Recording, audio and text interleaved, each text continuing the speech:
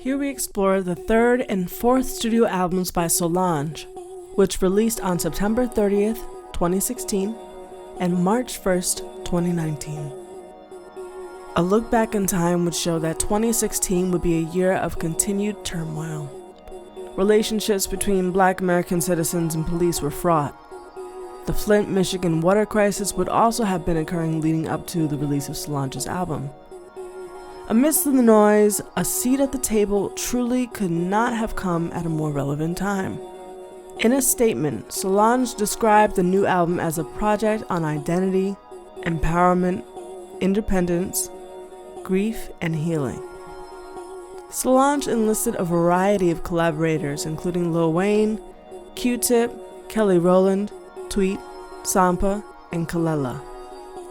Writing for the album began as early as 2008, revealing that this project was just 2 years shy of being a decade in the making. In behind-the-scenes footage, published by Solange, we see and hear her in many different studio locations drafting bits of the album. Solange said she suffered a little bit of a breakdown while recording the album, stating, "I literally gave up my sanity for a while to do this record. We literally were waking up in the morning and just making music all day and all night. It started to wear on me in so many different ways. I started having these crazy panic attacks." Solange explained how she made sacrifices mentally, emotionally, and financially, and continued, "It's more than an album to me, it's a transitional time in my life."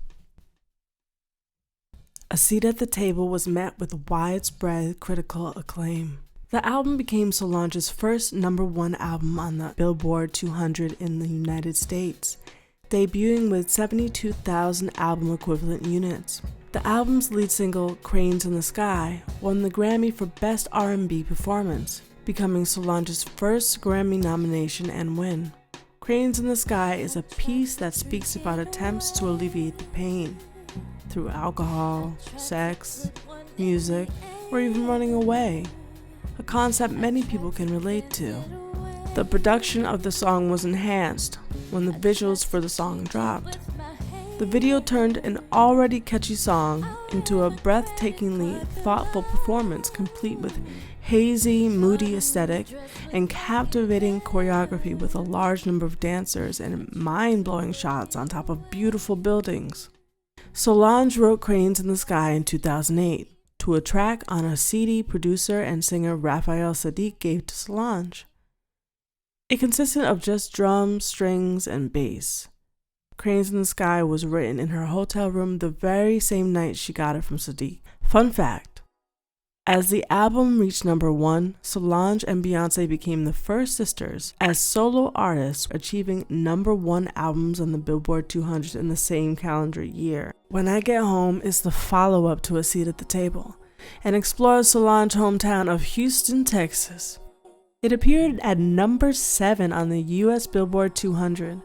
Solange's When I Get Home moved 43,000 album equivalent units, with 11,000 of those being pure album sales. This is her third album to break into the US top 10. The album has been described as an ode to Houston's hip-hop scene. In writing the album, Solange was inspired by the use of repetition in Stevie Wonder's The Secret Life of Plants, as well as music by Steve Reich, Alice Coltrane, and Sun Ra. She also noted that the album was more focused on what she had to feel, compared to A Seat at the Table's focus on what she had to say.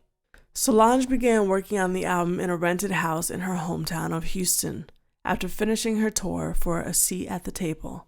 When I Get Home released without any singles. However, Solange directed and edited a 33-minute visual album that supported the project. It became really clear that Solange found it important to deliver a new heritage within both albums. In an interview with The Daily Show, Solange said, "I'm trying to leave behind worlds for young Black girls, really, to discover 10, 20 years from now. These albums come complete with visuals that we can reflect on for years to come, just like the classics. Everything from the set design, styling, costume choices, and colors that complement everyone, down to the layered expression through lyrics and samples. The music videos that dropped for Alameda and Wait to the Show in particular connected When I Get Home to A Seat at the Table. The shots, angles, and set design, while different in location and theme, were based on the same foundation because they were directed by Solange. This concludes our exploration of A Seat at the Table and When I Get Home by Solange.